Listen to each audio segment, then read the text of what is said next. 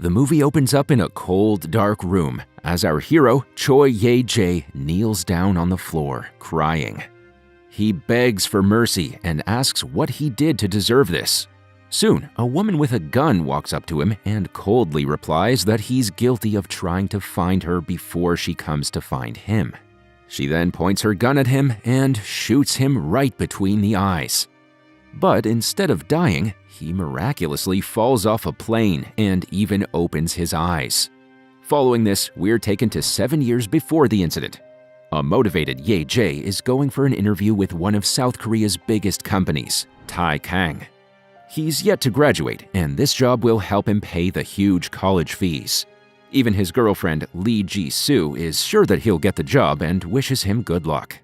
Unfortunately, a middle-aged man runs past him into the busy traffic and gets slammed by a car. The man grabs Ye-jae and tries to say something with his blood-filled mouth, but dies instantly. This traumatizes our hero so much that he ends up failing his interview. The consequences of not getting selected are harsh, as Ye-jae now has to work several odd jobs to pay off his huge student debts. After several years of hardship, he lands another final round interview in Taekang. While other interviewers laugh, the main man seems impressed by his hustle, and Ye-jae leaves feeling optimistic. But as soon as he gets out of the interview, he gets a distressing call. A friend had convinced him to gamble all his savings on a business, but the whole thing turned out to be a scam. Now Ye-jae doesn't have any money for his future wedding. He also can't sue his friend because he had invested for profit. On his way home from the police station, he sees Ji-soo getting out of a luxury car with a man who hands her a bouquet. Ye-jae feels like a burden to his girlfriend, so he decides to break up on the spot. Later that night, things get even worse as his landlord leaves a note on the door telling him to find a new place. As if this wasn't enough, a message informs him that he is not selected for the job at Taekang. With everything wrong happening in his life, Ye-jae decides to end it all. He writes a suicide note stating that he's not afraid of death as it is a solution to his problems. Then he jumps off a building and falls to his death. In the next scene, Ye-jae wakes up in a private jet in a completely different body. The same woman he saw in the first scene is sitting next to him, and she reads his suicide note. She reveals herself as Death, an immortal being who takes souls for judgment and transports him to the top of a scary dark pillar. Death says that Ye-jae, who is now in his own body, mocked her by calling her a tool to end his pain. As a consequence, he will suffer severe punishments even before he can face his judgment by God. Mercilessly, she throws him into an abyss full of man-eating demons ready to feast on him. But before his body hits the water, he wakes up once again in the private jet back in the different body. Here, Death announces his punishment. He will die 12 times, and every time, his soul will enter a different body. Regardless of what he wakes up in, he will face imminent death and experience the pain all over again. However, if he manages to escape his predestined death, he can carry on living life in that body. Ye-jae is shocked and confused to hear all this, but before he can say anything, Death vanishes. The plane then suddenly experiences turbulence, but it stabilizes soon after. Slightly relieved, he discovers that he's in the body of Park Jin-tae, the son of Taekang's CEO. Just then, a small diamond-like orb enters his head, and all the memories flood into his mind. Park Jin-tae has been competing all his life with his elder brother, the same man who looked impressed with Ye-jae during his interview at Taekang before his death. After outdoing his brother in everything, Jin-tae is now undergoing training to become the next CEO. Meanwhile, Ye-jae is thrilled that he can finally live as the CEO of the company, something which he has always dreamt of.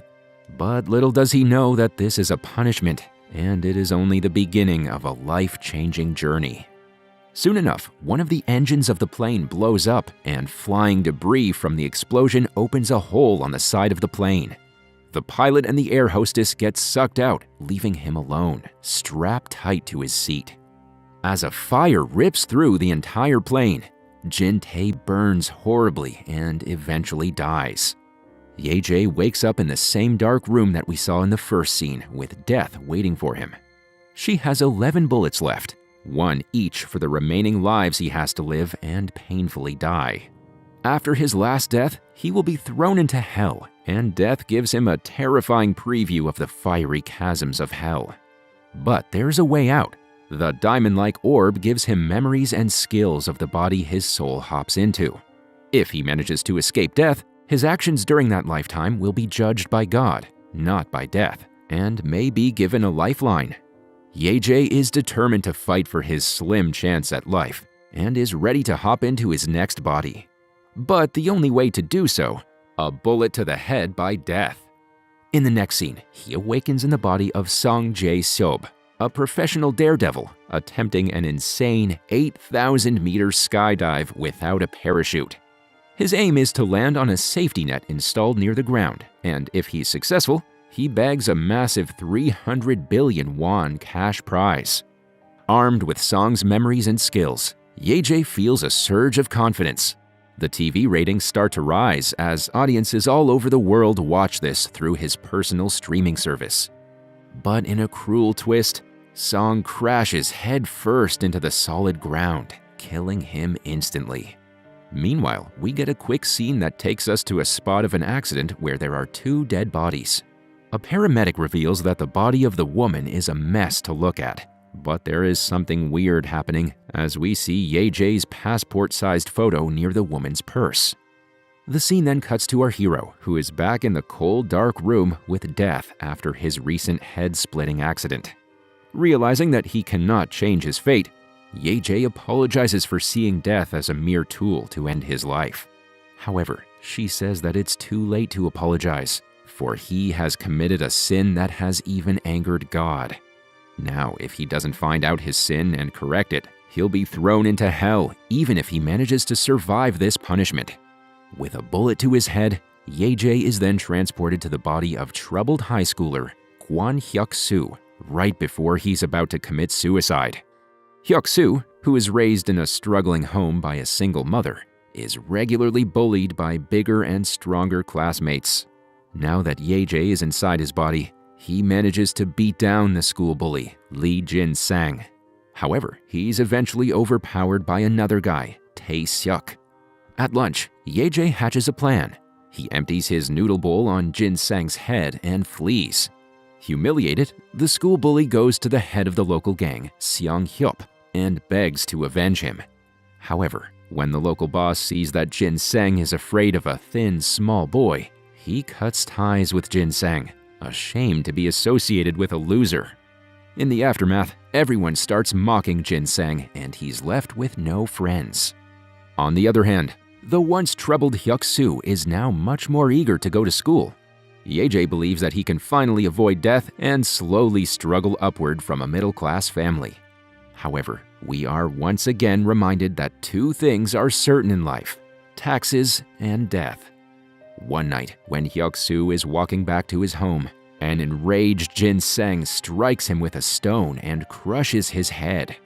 This kills him on the spot, and Ye-jae is again sent back to death. As the two converse, she reminds him that the upcoming lives will be even more painful. She then shoots him in the head, and his soul is now transported into Lee Ju-hun, a 35-year-old fixer who does all the dirty work for a gang, including murder. Currently, he's held in a hostage situation, surrounded by gang members who are interrogating him. It's revealed that after he saw his lover, Yeon-jae, suffer at the hands of the gang, Ju-hun stole 10 billion won from his boss and planned to flee with her. However, he was caught right after hiding the money, and that is how he landed himself in this current situation. Using his fighting skills, Ju-hun escapes on a bike, but as death reminds him, things are not as easy as they look. His boss puts a 2 billion won bounty on his head, so now trackers all over the city are hot in pursuit.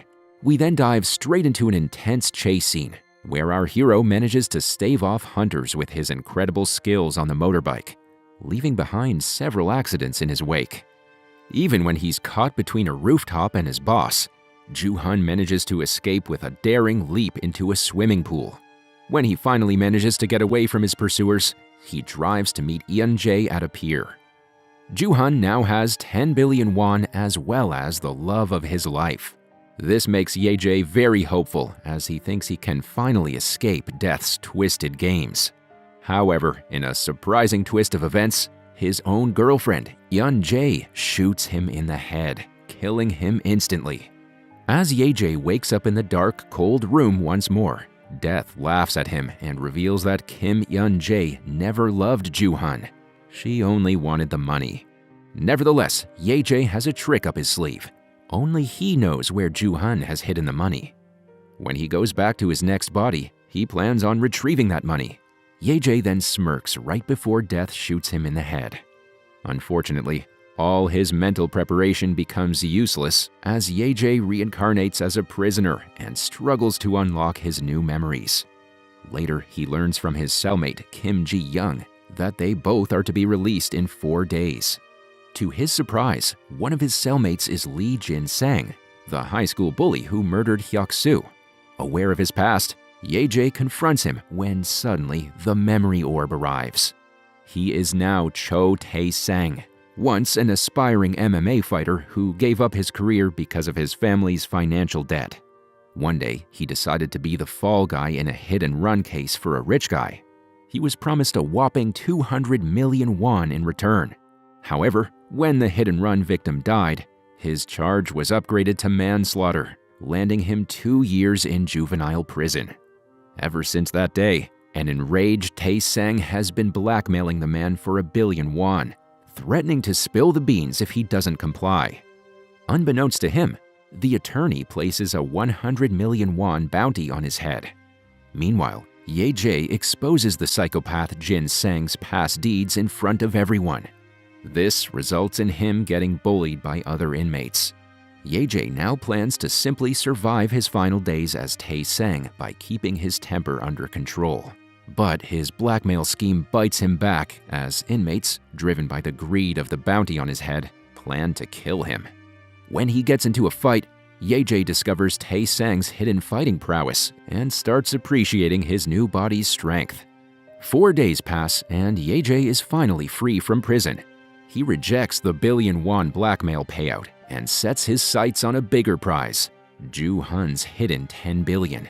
After a quick trip to the pier, he easily finds the money and takes a nap in his room.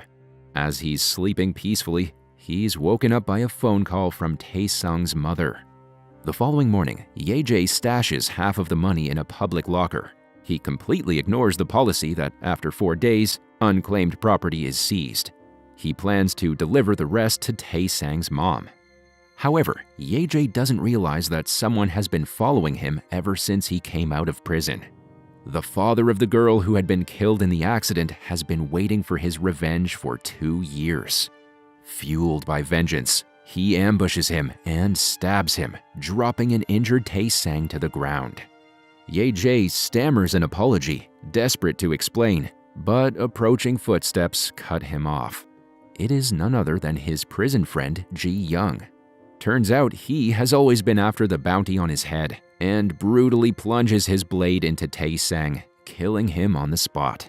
Back at the familiar dark cold room, Ye-jae breaks down but quickly gathers himself together. Determined to get back the money he hid in the locker, he asks Death to quickly kill him and send him back to Earth. With a malicious smirk on her face, she obliges and sends his soul inside the body of an infant who cannot even speak. On top of that, the parents of the baby are extremely abusive as the mother constantly throws temper tantrums and the father tries to feed him expired food. When the police visit their home after complaints from the pediatric hospital, Ye-jae cries as that is the only way of attracting attention. However, the father, who also works with child protection services, manages to convince the policemen of their innocence. As soon as they leave, the mother strangles her own baby with a pillow, and Ye-jae quickly returns back to the dark room. Before Death shoots him in the head one more time, she gives him a stark warning. He is not allowed to kill anyone, no matter what the circumstances. The next scene takes us in front of the train station, where Ye-jae had kept the money in a locker. Right before the deadline expires, he retrieves the bag and catches his glimpse in the mirror. He's now reincarnated as Jang Gyun-woo, a 24-year-old model who has no scarcity of either girls or money. With this new handsome face and a bag full of cash, Ye-jae decides to join a party later that night. There, a friend reveals that Gyun-woo has a chance to model for Tae-kang if he gets on the good side of the company's new CEO, Park Tae-woo. Later, the CEO comes face to face with our hero, but a drunk Gyun-woo cannot pinpoint where he saw his face. In reality, he's the same man who complimented Ye-jae at Tae-kang's interview the night before he committed suicide. The next morning, while helping Gyun-woo's older brother in his cafe, Ye-jae sees Jisoo and goes into a flashback of all the moments they spent together. Later, the elder brother reveals that she comes here every day and is a famous author. In a quick flashback scene, we see Jisoo always wanted to be an author and her boyfriend, Ye-jae, encouraged her to realize her dreams. Back at the cafe, after a quick search on the internet, Gyun-woo goes to the library and finds her book, To You in the Future. From that day onwards, Ye-jae starts meeting with her daily, pretending to be a fan who has a story stuck in his head. He tells her about death and the incidents that he's gone through in the form of a story, but hides the name of the protagonist. One night after seeing her off, Gyun-woo hears news of an accident near the cafe. Scared, he rushes to the spot and sees a red umbrella at the scene, like the one he gave Jisoo. Thankfully, he finds her safe, and their bond deepens as she shares her experience of Ye-jae's suicide day. The next day, driven by remorse, Ye-jae visits his own grave as Gyun-woo. There, he encounters his mother, who rushes to the bathroom after being unable to control her tears.